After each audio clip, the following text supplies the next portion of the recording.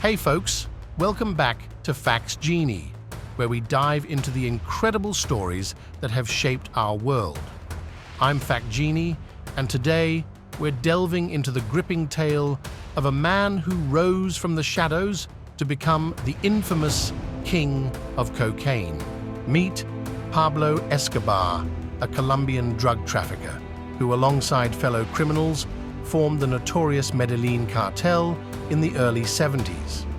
This guy didn't just play in the big leagues, he practically defined them, controlling a whopping 80% of the cocaine making its way to the United States.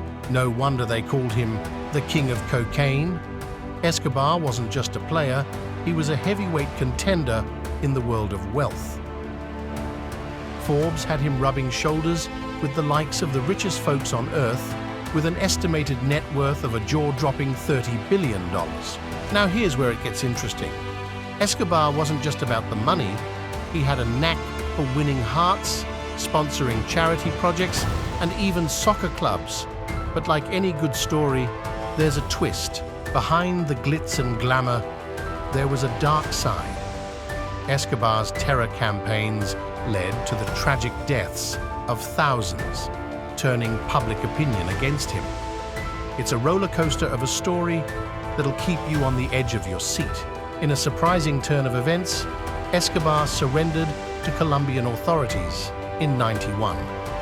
But hold on, it doesn't end there. The escape in '92 turned him into a fugitive, and the cat and mouse game continued until his dramatic demise in December '93.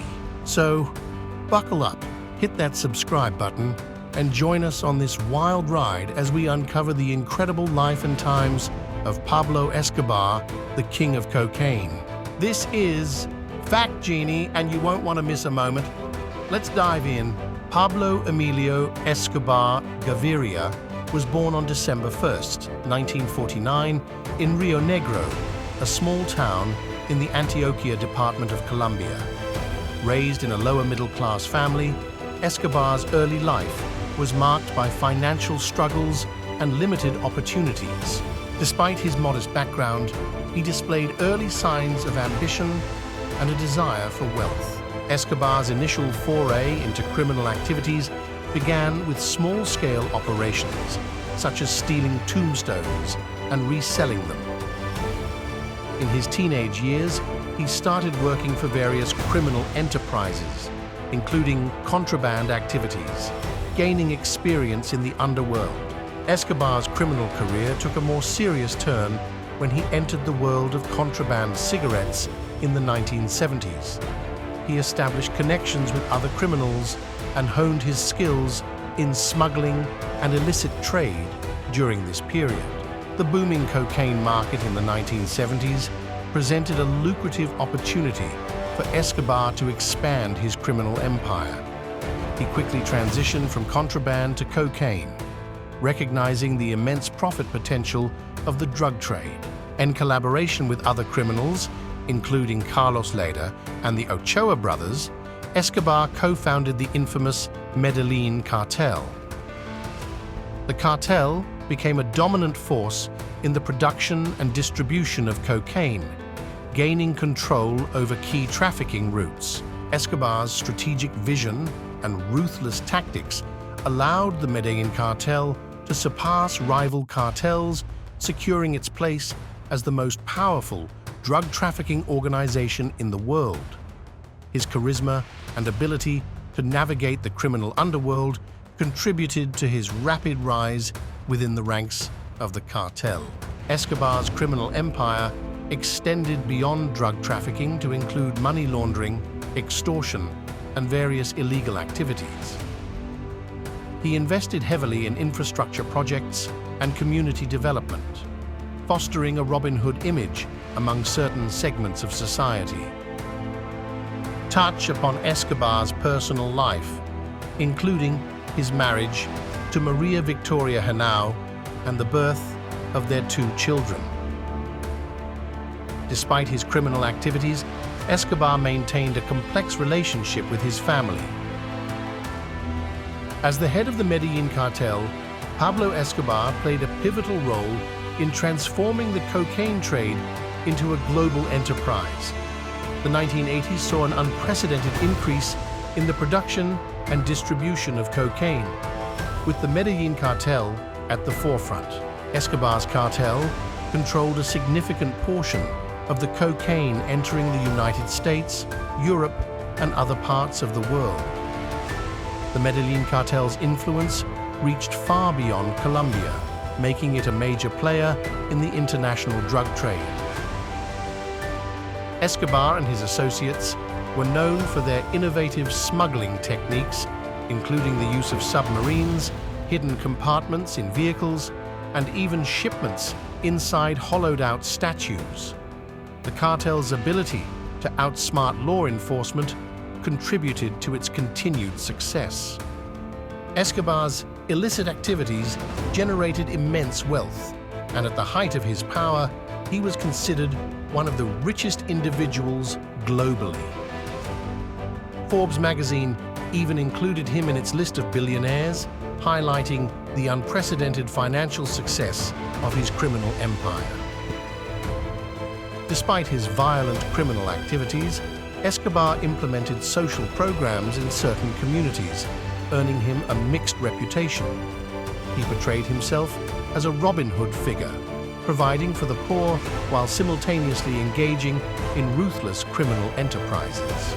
The rise of the Medellín Cartel coincided with a surge in violence, as rival cartels and government forces sought to challenge Escobar's dominance.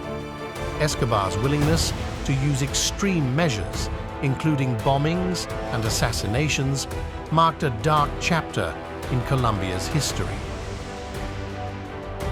Escobar's criminal activities prompted an aggressive response from Colombian and international law enforcement agencies. Political leaders faced the difficult task of confronting the powerful drug lord while dealing with the social and economic consequences of his actions. Campaign of violence. Escobar's reign was marked by extreme violence as he sought to eliminate rival drug traffickers, informants, and anyone perceived as a threat to his empire. The use of car bombings, assassinations, and kidnappings became commonplace as he fought to maintain control over the drug trade.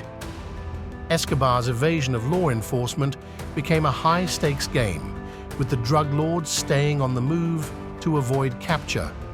Despite his vast wealth, he lived a life of constant danger and uncertainty, often changing locations to stay ahead of authorities.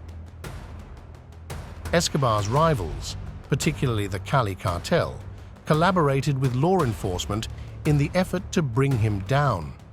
The intense competition between drug cartels played a role in Escobar's eventual downfall. Escobar's life on the run came to an end on December 2, 1993, when he was located in a residential neighborhood in Medellín.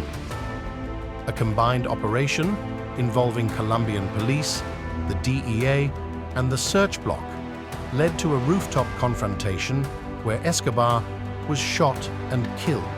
Pablo Escobar's life was a saga of unprecedented wealth, power, and violence that left an indelible mark on Colombian history.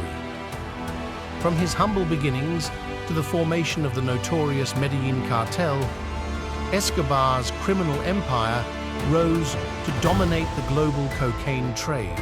The violence and corruption that accompanied his reign plunged Colombia into a dark era, leaving scars that are still healing today.